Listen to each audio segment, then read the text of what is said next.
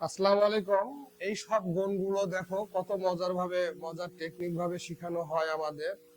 তাহলে আমরা কিভাবে করব গুণ? এক লাইনে গুণ করতে পারবো।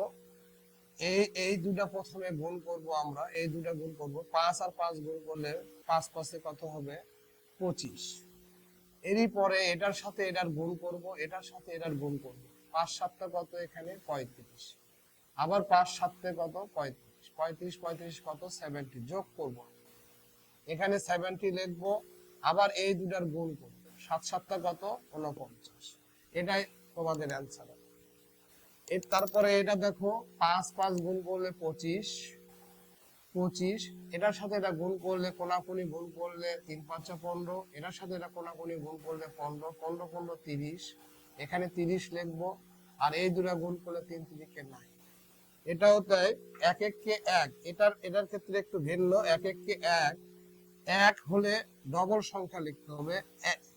এইভাবে লিখতে হবে, এক দিয়ে এককে গুণ করলে এক, কিন্তু ডবল সংখ্যার জন্য শূন্য লিখতে হবে। আবার এটার সাথে এটার গুণ, এটার সাথে এটার গুণ। 3 1 কে 3, আবার 3 1 কে 3।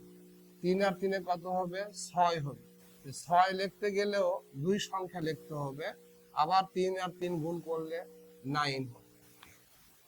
আমার মনে হয় বুঝতে পারছো। আবার দেখো, এক এক কে এক, কিন্তু একটা সংখ্যার জন্য ডবল শূন্য এক লিখতে হয়েছে।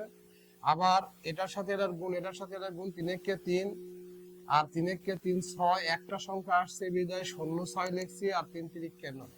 এটা দেখো 5 5 এটা এটা গুণ করলে 5 5 25। এটা দুটা সংখ্যায় আসছে। আর 4 5 20, আর 4 5 20 20 20 কত? 40। দুই সংখ্যা আসছে, 40 লেখো। 4 4 16। এটাতে কত হবে তোমরা কমেন্টে অবশ্যই জানাও।